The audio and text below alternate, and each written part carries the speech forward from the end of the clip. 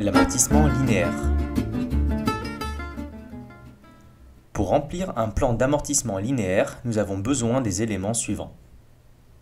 La durée d'utilisation du bien, dans notre exemple, elle sera de 5 ans. Le coût d'acquisition hors taxe du bien, qui sera ici de 30 000 €. La valeur résiduelle, qui est la valeur qu'aura le bien à la fin de sa durée d'utilisation. La date de mise en service du bien.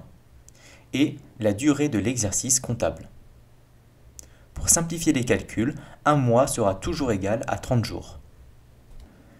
Le taux d'amortissement linéaire s'obtient en faisant 1 sur la durée d'utilisation du bien, ce qui nous fait 1 sur 5, soit 0,25. La base s'obtient en enlevant la valeur résiduelle au coût d'acquisition. On fait donc 30 000 moins 5 000, ce qui est égal à 25 000 €. Nous pouvons maintenant calculer les annuités. Ces dernières correspondent à la perte de valeur du bien à la fin de chaque année. De n+1 à n+4, le bien est utilisé sur une année complète. Pour calculer ces annuités, il suffit alors de multiplier la base par le taux. On fait donc 25 000 fois 0,25, ce qui nous donne 5 000 €. Cela signifie que la valeur du bien diminue de 5 000 € tous les ans. Concernant les années n et n+5, le bien n'est pas utilisé pendant une année complète, puisque la mise en service du bien ne se fait qu'à partir du 1er mars. Il faut donc prendre cela en compte.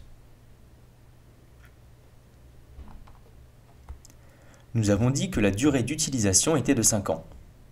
L'année n, le bien est utilisé du 1er mars au 30 décembre, soit pendant 10 mois sur 12. Des années n+1 à n+4, le bien est utilisé sur une année complète, c'est-à-dire 12 mois.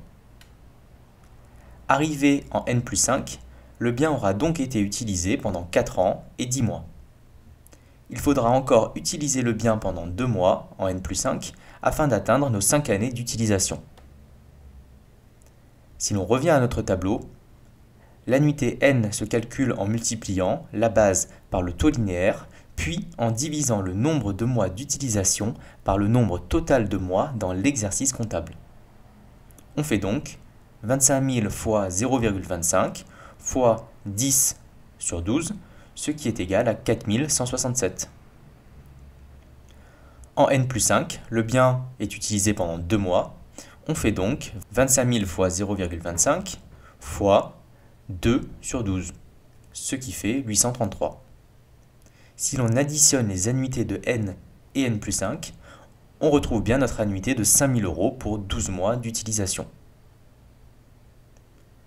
Le cumul des amortissements correspond à la somme de tous les amortissements depuis l'année de mise en service.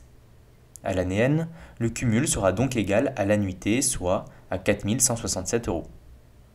Pour les années suivantes, on fera 4 167 plus 5 000 égale 9 167. Plus 5 000 égale 14 167, plus 5 000 égale 19 167, plus 5 000 égale 24 167, plus 833 égale 25 000. Notez qu'à la dernière année, le cumul est égal à la base. Cela permet de vérifier que l'on ne s'est pas trompé dans nos calculs. Pour finir, la valeur nette comptable correspond à la valeur du bien à la fin d'une année d'utilisation. Pour calculer la valeur nette comptable, on prend la valeur du bien et on lui retire l'annuité. En n, la valeur du bien correspond au coût d'acquisition qui est de 30 000 €. 30 000 moins 4 167 égale 25 833. À la fin de l'année n, le bien vaut non plus 30 000 € mais 25 833 €. Nous faisons ensuite 25 833 moins 5 000 égale 20 833, moins 5 000 égale 15 833, moins 5 000 égale 10 833, moins 5 000 égale 5 833, moins 833 égale 5 000. En n+5, la valeur nette comptable est bien égale à la valeur résiduelle. Le bien a correctement été amorti.